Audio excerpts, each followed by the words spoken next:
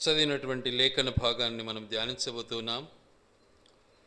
జాగ్రత్తగా ఆలకించండి, ఆరాధించేది నేర్చుకోండి. సిలువను గూర్చిన వార్త నశించుచున్న వారికి వెర్రితనము. సిలువను గూర్చిన వార్త నశించుచున్న వారికి వెర్రితనము. ఏం కారణం? అయితే రక్షింపబడుచున్న మనకు అది దేవుని శక్తి. దేవుని యొక్క శక్తి, దేవుని యొక్క శక్తి, పవర్ ఆఫ్ గాడ్. దేవుని శక్తిని మనము ఆశ్రయించు వారముగా ఉండాలి. దేవుడు మనకు తన శక్తిని అనుగ్రహించే దేవుడుగా ఉన్నాడు. అయితే ఆయనను ఆశ్రయించక ఆయనను పెడచెవి పెట్టినట్లయితే మన పరిస్థితి ఏంటి? నశించిపోయే జీవితం. నశించిపోయే జీవితం. ఏం ఇందులో మార్పు ఉండదు. దయాదాక్షిణ్యాలు ఉండవు. మావాడేలే వాళ్ళవాడేలే అనేదానికి కూడా ఉండదు. ఎవరి రికమెండేషన్ పనికిరాదు. గనుక దేవుని యొక్క శక్తి ఎలా ఉంటుంది ఒకసారి జ్ఞాపం చేసుకుందాం. ఇర్మియా గ్రంథము 1వ అధ్యాయం. ఇర్మియా గ్రంథం 1వ అధ్యాయం.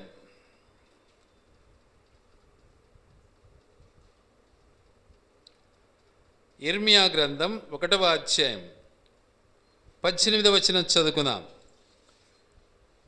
యూదారాజుల యొద్దకు గాని, ప్రధానుల యొద్దకు గాని, యాజకుల యొద్దకు గాని, దేశ నివాసుల యొద్దకు గాని, ఈ దేశమంతటిలో నీవెక్కడికి పోయినను ప్రాకారము గల పట్టణముగాను, ఇనుప స్తంభముగాను, ఇత్తడి గోడలుగాను నీవుండునట్లు ఈ దినమున నిన్ను నియమించి ఉన్నాను. దేవుని ఆజ్ఞ ఇది, దేవుని చిత్తం. ఎవరిని నియమిస్తున్నాడు? చూద్దాం ఆ మాటను. ఎవరిని నియమించబోతూ ఉన్నాడు? 1వ అధ్యాయం 4-5 వచనాలు. యెహోవా వాక్కు నాకు ప్రత్యక్షమై ఇలాగు సెలవిచ్చెను, గర్భములో నేను నిన్ను రూపింపక మునిపే నిన్నెరగితిని. ఎవరితో అంటున్నాడు ఈ మాట? తన దాసుడైనటువంటి ఇర్మియాతో అంటున్నాడు. ప్రవక్త అయినటువంటి ఇర్మియాతో అంటున్నాడు. తన సేవకుడైనటువంటి ఇర్మియాతో మాట్లాడుతున్నాడు. ఏమంటున్నాడు? గర్భములో నేను నిన్ను రూపింపక మునుపే నిన్నెరిగితిని, నీవు గర్భము నుండి బయలుపడక మునిపే నేను నిన్ను ప్రతిష్ఠించితిని, జనములకు ప్రవక్తగా నిన్ను నియమించితిని. దేవుడిచ్చిన వాగ్దానం ఇది. తన దాసునికి దేవుడిచ్చిన వాగ్దానం. ఆ పవర్, ఆ శక్తి దేవుడు రివీల్ చేస్తూ ఉంటాడు. దాన్ని డెలివర్ చేస్తూ ఉంటాడు. దాన్ని విడుదల చేస్తూ ఉంటాడు. దాన్ని బట్టి దేవుని యొక్క గొప్పతనం, దేవుని యొక్క ఔన్నత్యం తన దాసుని ద్వారా పలువురులకు ప్రతి ఒక్కరికి గ్రహింప చేయటానికి ఇష్టపడుతున్నాడు దేవుడు. దేవుని యొక్క ఉద్దేశం అది, దేవుని యొక్క చిత్తం అది. గనుక వాటిని బట్టి మన యొక్క బ్రతుకును మనము గుర్తించటం నేర్చుకోవాలి. దేవుడు నిజంగా తన మాటను ఏమాత్రం వెనుక తీసుకునేవాడు కాడు. వెనుక తీసుకోడు, మనం తీసుకుంటాం. ఆ పొద్దు ఏదో పొరపాటు, ఆ పొద్దు ఎంత నీచమైన ఆలోచన మనదంతా. ఆ రోజు నాది పొరపాటు. ఎందుకైంది పొరపాటు? దేవుని భయం లేదు కాబట్టి, దేవుడు నీలో లేడు కాబట్టి, దేవుని ఆత్మ నీలో లేదు కాబట్టి, సైతాను ఆత్మకు నీవు బానిసవయ్యావు కాబట్టి, దేవుని శక్తిని నువ్వు ఏం చేస్తున్నావు? దాన్ని నిర్వీర్యం చేసుకుంటూ ఉన్నావు. కాబట్టి దేవుని మాట ఎలా ఉంటుంది అంటే, చూద్దాం ఆ మాటను ఒక్కసారి జ్ఞాపం చేసుకుందాం.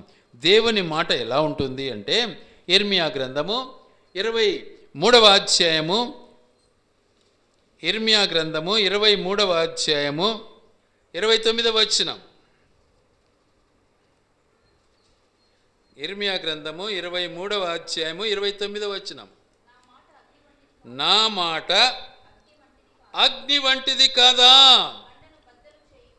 చూడండి, నా మాట అగ్ని వంటిది కాదా?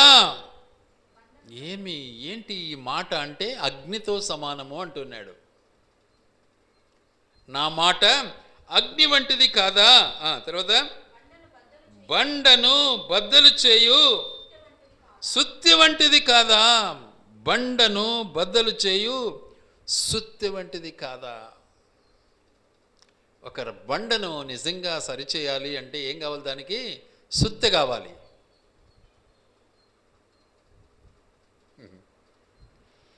ఎలా చెప్పాలో చెప్పింటాను ఎన్నోసార్లు, కానీ మళ్ళీ చెప్తున్నా. మన హృదయం మనలో ఎలా ఉంటుందో తెలుసా? బండలాగా, రాయిలాగా తయారైపోయి ఉంటుంది. దయాదాక్షిణ్యాలు ఉండవు, ప్రేమ అనురాగం ఉండదు. అనడం తప్ప తెలుసు మాకు, అంతే. లోపల కఠినత్వం, నిరంకుశత్వం, మనలో ఉన్నటువంటి చీకటి ఆలోచనలు, దేవుని దయా సంకల్పం మనలో ఉండదు, దేవుని ప్రేమ మనలో ఉండదు. పైకి మాత్రం నవ్వుతాం, పైకి మాత్రం తేరగా మాట్లాడతాం, పైకి మాత్రము భలే అబ్బా ఎంత బాగా మాట్లాడతాంలే, కానీ లోపల ద్వేషం, కపటం, రాయి, బండ. ఎప్పుడైతే ఆ బండను సరిచేసి నిజంగా కట్టడానికి ఉపయోగించాలి అంటే ఏం చేయాలి? ఆ బండను సుత్తెతో కొట్టాలి. ఏ సుత్తె? ఇనప సుత్తె కాదు, వాక్యం అనే సుత్తెతో కొట్టాలి. అందుకే వాక్యం అంటుంది, ఏమంటుంది? నా మాట, నా వాక్యము సుత్తె వంటిది కాదా? నా మాట సుత్తె లాంటిది కాదా? నీకు దిక్కు తెలియలేదా? నీకు అర్థం కాలేదా? నీ పరిస్థితి ఏమైపోయింది? నువ్వు పనికి రాకుండా పోతున్నావు. నిన్ను పనికొచ్చే మనిషిగా, బండగా నిన్ను నేను తయారు చేయాలనుకుంటున్నా, కాబట్టి నా సుత్తెతో నిన్ను తయారు చేస్తానంటాడు దేవుడు. ఆ సుత్తె తగిలినప్పుడు మనము ఇబ్బంది పడుతూ ఉంటాం. మనకు ఏదో ఒక రోగం రావడమో, కింద పడడమో, దెబ్బ తగలడమో, రకరకాల పరిస్థితికి లోనైపోయి ఆడపార్తన ఈడపార్తన పరుగులాడుతూ ఉంటాం. ఇది మనకుండే రోగం. ఆయన మాట వింటే ఏదీ లేదు, ఆయన మాట వినడంలే, కాబట్టి దెబ్బ తగులుతుంది మనకు. అందుకే ఆయన అంటున్నాడు, నా మాట అగ్ని వంటిది. బాధపడుతూ ఉంటావు, వేదన పడుతూ ఉంటావు, శ్రమ పడుతూ ఉంటావు, ఏడుస్తూ ఉంటావు, అరుస్తూ ఉంటావు, కానీ నా శక్తిని నువ్వు గుర్తించకుండా ఉన్నావా? నా సుత్తెతో నేను సరిచేస్తాను అంటున్నాడు. మాట అనే సుత్తితో బండలాంటి నిన్ను బద్దలు చేయగలను అంటున్నాడు దేవుడు. మనం గ్రహించటంలే. ఇది మామూలే, ఆదివారం ఏదో పొయ్యి వస్తే సరిపోతుందిలే అనుకుంటూ ఉంటాం. కాదు, ఎన్నటికి కాదు. ఆయన వాక్యము, ఆయన మాట సుత్తె వంటిది. ఆ దెబ్బ తగిలినప్పుడు మనము అబ్బా తండ్రి నాయనా అని ఏడుస్తూ ఉంటాం, కానీ అనుసరించం, హృదయంలో చేర్చుకోము. మనకు బాధ ఒకటే కనిపిస్తుంది, మనం చేసిన తప్పు కనిపించదు, మనలో ఉన్నటువంటి చీకటి కనిపించదు. మనకు గుర్తించాలి, ఆ చీకటిని నువ్వు పారద్రోలినప్పుడే నీ జీవితం బాగుపడుతుంది, నీ ఆత్మీయ జీవితం బాగుపడుతుంది. అప్పుడు నువ్వేం చేస్తావు? ఆ యేసయ్య ప్రేమను అనుభవించటానికి ప్రయత్నిస్తావు. ఎవరిని ద్వేషించవు, అందరినీ ప్రేమిస్తావు. వీళ్ళు వాళ్ళు అనే ప్రసక్తి లేకుండా నీ జీవితాన్ని అనుభవించడానికి ఇష్టపడతావు. నా బిడ్డ, నా కూతురు, నా మనమడు, నా మనమరాలు అని ఎంత స్వార్థపూరితమైనటువంటి బ్రతుకుతావో ఒకసారి ఆలోచించుకో. యేసయ్యలో అది ఉందా? అందరూ ఆయన బిడ్డలే. నీలో ఎందుకు లేదు? నీలో స్వార్థం ఉంది, యేసయ్య లేడు. నీలో లోకం ఉంది, యేసయ్య లేడు. అయినా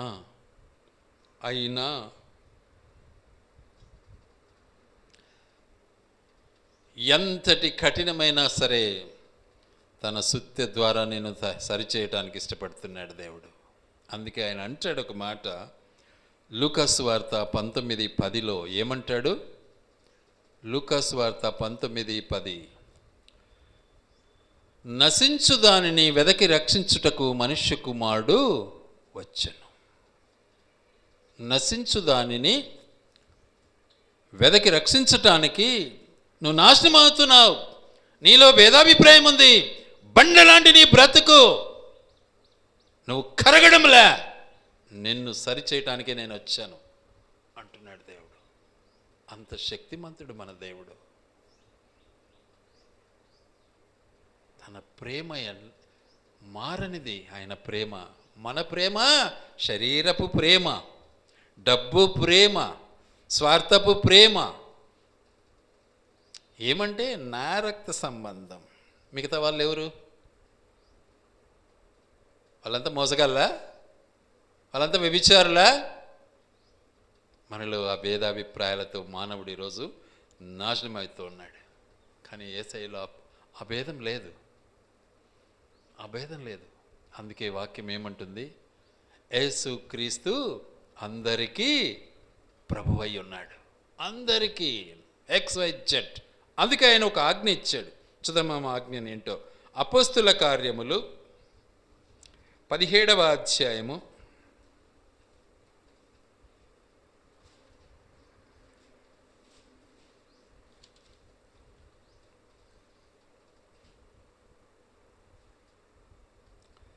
30వ వచనం చదువుకుందాం. ఆ అజ్ఞాన కాలములను దేవుడు చూచి చూడనట్టుగా ఉండెను. ఇప్పుడైతే అంతటను అందరును మారుమనసు పొందవలనని మనుష్యులకు ఆజ్ఞాపించుచున్నాడు. అంతటను అందరును, వాడొకడు కాదు, నువ్వొకనివి కాదు, ఇంకొకడొకడు కాదు, అందరూ, A to Z, అందరూ. ఇందులో కులము మతము అనే భేదం లేదు. ప్రతి మనిషి మారుమనసు పొందాలి. ఇది ఆయన ఆజ్ఞ.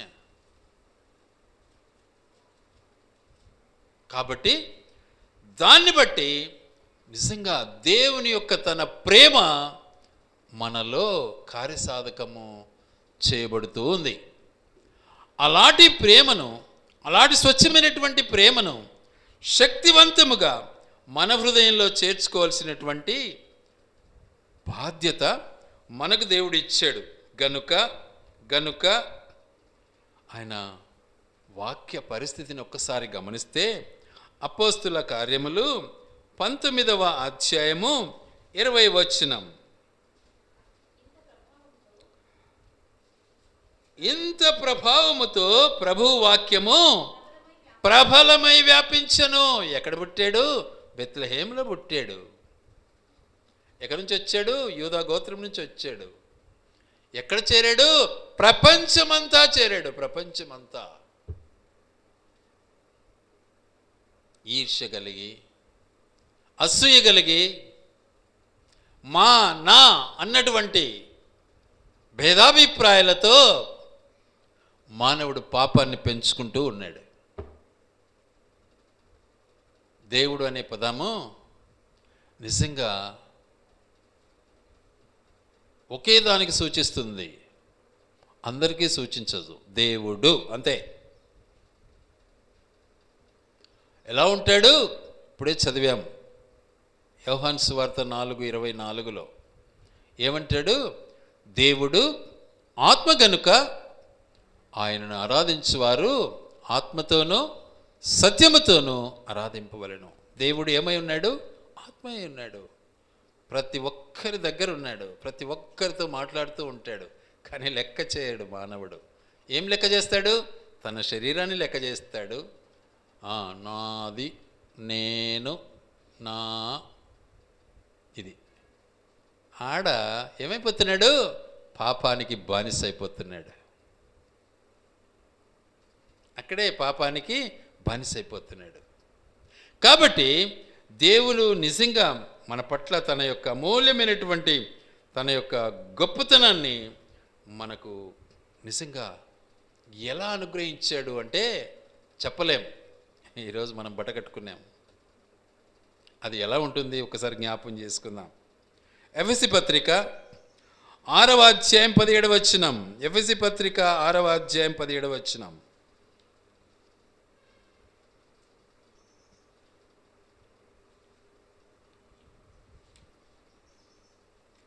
ఎఫెసీ పత్రిక 6వ అధ్యాయం 17వ వచనం. మరియు రక్షణయను శిరస్థానమును దేవుని వాక్యమును ఆత్మ ఖడ్గమును ధరించుకొని ఉన్నాము.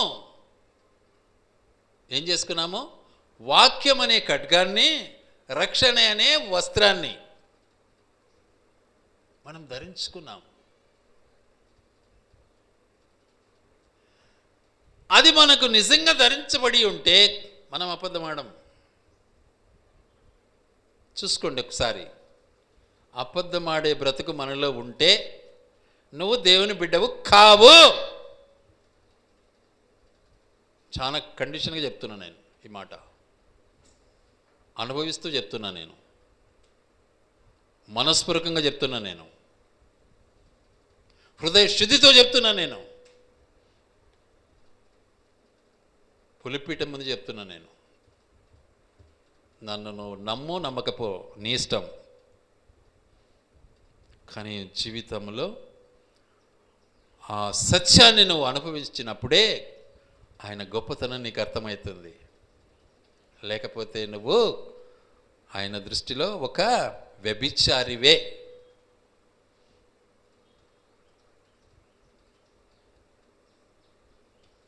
అందుకే వాక్యాన్ని చేతపెట్టుకొని, ఆత్మ ఖడ్గాన్ని చేతపెట్టుకొని, రక్షణ వస్త్రాన్ని మనం ధరించుకున్నప్పుడే ఆయన బిడలం. అది ఉంటే మనలో ఏముంటుంది? అద్భుతమైనటువంటి ఆత్మీయ ఫలాలు ఉంటాయి. ప్రేమ, సంతోషము, సమాధానము, దయాళుత్వము, దీర్ఘశాంతము, ఇవన్నీ మనకు దేవుడు అనుగ్రహిస్తాడు. అప్పుడు మనలో ఉంటుంది. అప్పుడు నా ఉండదు, నీ ఉండదు. అప్పుడు మా ఉండదు, మీ ఉండదు. మా పిల్లోడు, మా అవతల పిల్లని లెక్క చేయవును. ఎంత దారుణమైన పరిస్థితి మనది. ఉందే అసలు మనలో మానవత్వం? మన బిడ్డలకు మనం చెప్పుకోలేం. వాడు తప్పు చేసినా రైట్ అంటాం. ఎంత స్వార్థ బ్రతుకు మనది. కాబట్టి దేవుని శక్తి మనలో పరిపూర్ణం కావటానికి దేవుడు మన పట్ల తన యొక్క అమూల్యమైనటువంటి తన యొక్క గొప్పతనాన్ని బట్టి తన రక్తాన్ని కార్చి మనకు ఏం చేస్తున్నాడు? రక్షణనిస్తూ ఉన్నాడు. ఇది మనం మర్చిపోయాం. ఇంకా ఆ విధంగా నువ్వు లేకపోతే ఏం చేస్తున్నావు? నువ్వు ఆయనను ఎగతాళి చేస్తున్నావు అని తెలుసుకో.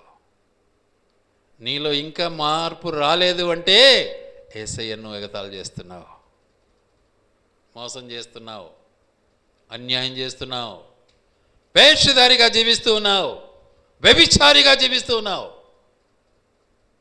గ్రహించి ఇకనైనా ఆ మార్పును మనం సంపాదించుకుంటే ధన్యులమవుతాం. నేను సంఘాలను కానీ బయట లోకాన్ని చూసినప్పుడు బాధ ఇంత అంత కాదు, మనసులోనే ఏడ్చుకుంటూ ఉంటా. నీకుందా బాధ? ఆలోచించుకో. బైబిల్ ఏమో చేతిలో ఉంటుంది. మళ్ళా ఎంత శుద్ధ పూజలాగా మాట్లాడతారు బైబిలు వచనాలు టకటకా కల్లిబల్లిగా మాట్లాడేస్తారు. నీచమైన బుద్ధి లోపలుండి మాటలు పలుకుతే సరిపోతుందా?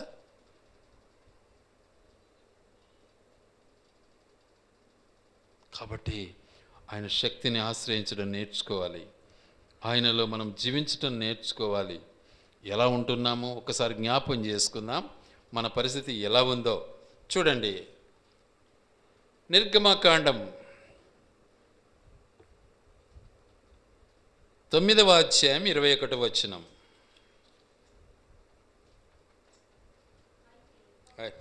అయితే యెహోవా మాట లక్ష్య పెట్టని వాడు తన పని వారిని తన పశువులను పొలములో ఉండనిచ్చెను. చూసారా, మాట లక్ష్య పెట్టని వాడు, మాట లక్ష్య పెట్టని వాడు ఏమైతున్నాడు? తన పని వారిని తన పశువులను ఏం చేస్తున్నాడు? అక్కడనే ఉండరాను, ఇంటికొద్దు. ఏంటికి? నువ్వు ఇంట్లో పడుకోవచ్చా? అయ్యగారు అందరినీ పంపించినాడు యుద్ధానికి, ఒక్కడి ఇంట్లో పడుకున్నాడు. కారణం, సైతానుకు బందీ అయిపోయినాడు. అద్భుతంగా సైతాను వాడుకుంటుంది నిన్ను. నువ్వు బైబిల్ రోజు చదువు, కానీ నిన్నే వాడుకోవాలని చూస్తుంది సైతాను. నువ్వు బాగా ప్రార్థన చేయి, నిన్నే వాడుకోవాలని చూస్తుంది సైతాను. ప్రార్థన చేస్తూ కూడా ఎంత వ్యతిరేకంగా నువ్వు జీవిస్తావో అది సైతాన్ నీకు నేర్పిస్తుంది, బైబిల్ ప్రకారమే నేర్పిస్తుంది. ఎంత గొప్ప విషయం! కానీ నువ్వు దానికి లోబడతావు, కానీ వాక్యానికి నువ్వు లోబడవే. ఏంటి నీ బ్రతుకు? ఆ సుత్తి తగిలినప్పుడు మటుకు ఏడ్చేది, పోయేది, హాస్పిటల్కి తిరిగేది. ఏం చేయాలా దేవుడా, ఏం చేయాలా దేవుడా, దేవుడు ఇట్ట పెట్టినాడు, ఏం చేయాలా దేవుడా. నువ్వు చేసే మోసము దేవునికి తెలుసు, మనుషులకు తెలియదు. దేవుడేం గుడ్డోడు కాదు, ఎవరికి ఏ ప్రతిఫలం ఇవ్వాలో ఇస్తూ వస్తాడు. కాబట్టి నువ్వు సరిచేసుకోవటం, దేవుణ్ణి ఆరాధించటం, ఆయన వాక్యం ద్వారా మనల్ని సందర్శిస్తూ ఉన్నాడు, ఆయన వాక్యంతో మనల్ని హెచ్చరిస్తూ ఉన్నాడు, ఆయన వాక్యంతో మనల్ని స్వస్థపరుస్తూ ఉన్నాడు, ఆయన వాక్యంతో మనల్ని బలపరుస్తూ ఉన్నాడు, ఆయన వాక్యము ద్వారా మనల్ని ప్రేమిస్తూ ఉన్నాడు, ఆయన వాక్యపు వెలుగులో మనల్ని కాపాడుతూ ఉన్నాడు. ఇది మర్చిపోతున్నాం మనం. మనందరి కొరకే కదా యేసుక్రీస్తు ప్రభు ఆ కలువరి సిలువను అనుభవించి మన కొరకు వచ్చాడు. వేరే వాళ్ళ కోసం వచ్చినాడే? వేరే వాళ్ళు ఎవరు లేరు ఇక్కడ, అందరూ ఆయన బిడ్డలే. ప్రపంచమంతా ఆయనది, ఆయన చేతిలో ఉంది. ఆయన చెప్పిన ప్రతి మాట ఈరోజు కళ్ళతో చూస్తున్నాం, మనం కళ్ళతో చూస్తున్నాం. యుద్ధాలు, మనిషి మీదకి మనిషి, భయంకరమైనటువంటి పరిస్థితులు, వరదలు, తుఫాన్లు, భూకంపాలు, ఇవన్నీ కళ్ళతో చూస్తున్నాం. ఇంకా తెలుసుకోకుంటే ఎలా? మనం ఇంకా పెడచెవి పెడితే ఎలా? ఎప్పుడు దేవుని నమ్మి జీవిస్తాం? అంతము వరకు చక్కగా నువ్వు ఉంటేనే నీకు పరలోక రాజ్యం. వంకర టింకరగా ఉండి నేను కూడా బైబిల్ పట్టుకొని తిరుగుతున్నాను అంటే మాత్రము నిత్య నరకానికి వెళ్ళడం ఖాయం. గ్రహించడం నేర్చుకోవాలి మనం. కాబట్టి ప్రభువులో మనం కొనసాగటానికి నిజంగా దేవుని ఆజ్ఞ. అందుకే ఇక్కడ అంటాడు చూడండి, దయచేసి ఏమంటాడు?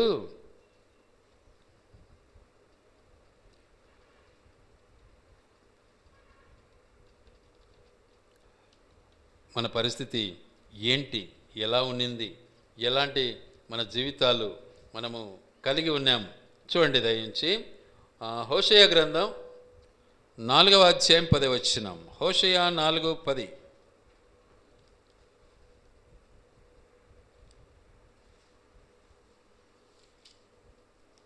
హోషేయ గ్రంథం 4వ అధ్యాయం 10వ వచనం.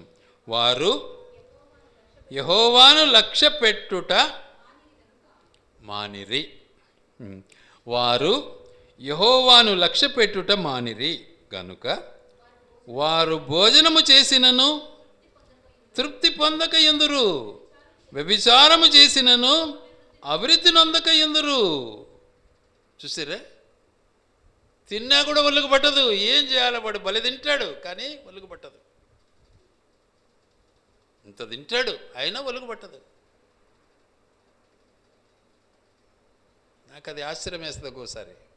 చాలామందిని చూశాను నేను అట్లా. అద్భుతంగా తింటారు, తినడమేమో, కానీ పరిస్థితి ఎలా ఉంటారు అట్టుంటారు. దానివల్ల ఏం ప్రయోజనం?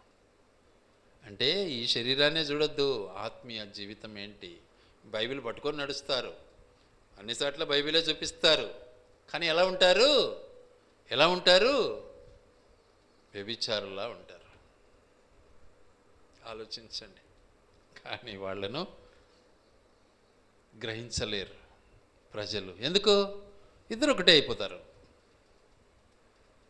ఇద్దరు సేమ్ టు సేమ్.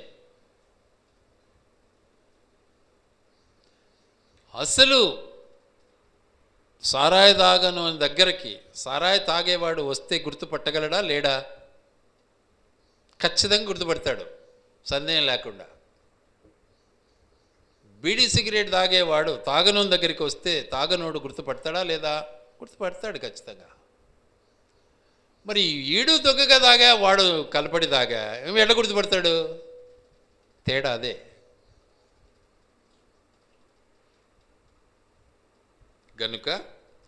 గనుక మన ఆత్మీయ జీవితాన్ని ఒక్కసారి మనం పరిశీలించుకోవాలి. తర్వాత 11వ వచనం, వ్యభిచార క్రియలు చేయుట చేతను ద్రాక్షారసము పానము చేయుట చేతను మద్యపానము చేతను వారు మతి చెడిరి. నా జనులు తాము పెట్టుకొనిన కర్ర యొద్ద విచారణ చేయుదురు. తమ చేతి కర్ర వారికి సంగతి తెలియచేయును. వ్యభిచార మనస్సు వారిని త్రోవ తప్పింపగా వారు తమ దేవుని విసర్జించి, చూసారా, దేవుని అట పక్కన పెట్టేస్తారు, అబద్ధం ఆడేస్తారు. దేవుని అక్కడ పక్కన పెట్టేస్తారు, మోసం చేస్తారు. దేవుని అట పక్కన పెట్టేస్తారు, మాటలు మాట్లాడతాడు. మాటలు తగ్గించుకోవాలని దేవుడు మనతో ఎన్నోసార్లు చెప్తాడు, కానీ ఎక్కువ మాట్లాడతాం మనం. అందుకే యాకోబు భక్తుడు ఒకటే మాట అంటాడు, అనునాంగపు జీవితాన్ని అనుభవించు నువ్వు ధన్యునివైతావు అంటాడు. వినేదానికి ప్రయాసపడరా స్వామి, నువ్వు మాట్లాడి తగ్గించుకో అంటాడు. కానీ దేవుని మాట ఆడింటాం మనం, వినడానికి మనకి ఇష్టం ఉండదే. దేవుని మాట వింటే మౌనంగా ఉండాలి కదా. అందుకే వాక్యంలో కీర్తనకారుడు అంటాడు అన్నమాట, 65 కీర్తనల 1వ వచనంలో ఏమంటాడు? మౌనముగా ఉండుటయే దేవుని స్తుతించుట. నేర్చుకోవాలా. అసలు ఒక మాట మాట్లాడాలి, 10 మాటలు మాట్లాడాలని ఇష్టపడతాడు మానవుడు చాలామంది. నేను అన్నీ చూస్తూ ఉంటా, గమనిస్తూ ఉంటా, వింటూ ఉంటా. మాట ఎత్తకముందే ఎత్తాలంటాడు మళ్ళీ. కాబట్టి మన జీవితాన్ని మనం పరిశీలించుకోవాలి. మనం లోబడుతున్నామా? మన కొరకే కదా యేసయ్య వచ్చాడు, మన కొరకే కదా ఆయన కల్వరి శిలువలో ప్రాణం ఇచ్చాడు, మన కొరకే కదా రక్తం కార్చాడు, మన కొరకే కదా ఆయన శిలువలో వేలాడాడు, మన కొరకే కదా సమాధి చేయబడ్డాడు. ఎలా మర్చిపోతావు? ఎలా అబద్ధమాడతావు?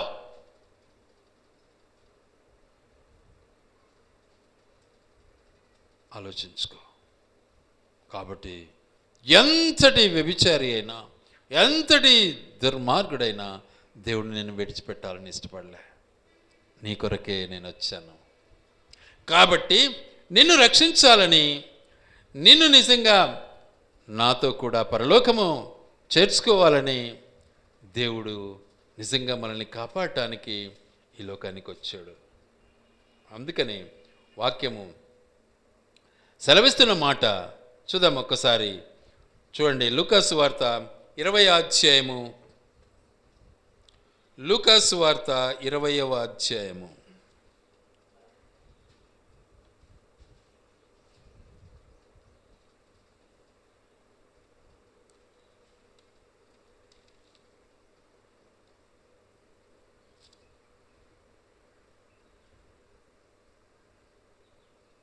ముప్పై 35వ వచనం చదువుకుందాం. పరమును మృతుల పునరుత్థానమును పొందుటకు యోగ్యులని ఎంచబడిన వారు పెళ్లి చేసుకొనరు, పెళ్ళికి ఇవ్వబడరు. ఏమన్నాడు ఇక్కడ? అయ్యా, ఒకడు పెళ్లి చేసుకొని చచ్చిపోయినాడు, ఇంకొకడు ఆమె చేసుకున్నాడు, వాళ్ళ తమ్ముడు ఇంకో చేసుకున్నాడు, వాళ్ళ తమ్ముడు. ఎవరికి ఇప్పుడు అక్కడ ఎక్కడ? పరలోకంలో పెళ్ళి లేదు, భార్యాభర్తలు లేరు. అందరూ దేవుని బిడ్డలు, దేవుని దూతల్లా ఉంటారు. అందుకు దేవుడు నీ కొరకు రక్తం కార్చాడు. ఈ లోక యాత్రలో శరీరానుసారంగా నువ్వు చేసే తప్పిదాన్ని బట్టి దేవుడు నీకు ఒక మార్గాన్ని చూపించాడు, భార్యాభర్త బంధాన్ని ఏర్పాటు చేశాడు. అది పాపమని ఎంచక పరిశుద్ధపరిచాడు. అంతటితో నీ జీవితము పరిశుద్ధంగా జీవించాలని, పరలోకపు వాసిగా ఈ లోకయాత్రలో ముద్ర వేసుకోవాలని దేవుడు ఇష్టపడ్డాడు. లోకముతో ముద్ర ఇచ్చుకుంటాం, దేవునితో ముద్ర లేదు మనకు. చాలామంది ఈరోజు 99% విశ్వాసులు కావచ్చు, సేవకులు కావచ్చు, పాస్టర్లు కావచ్చు,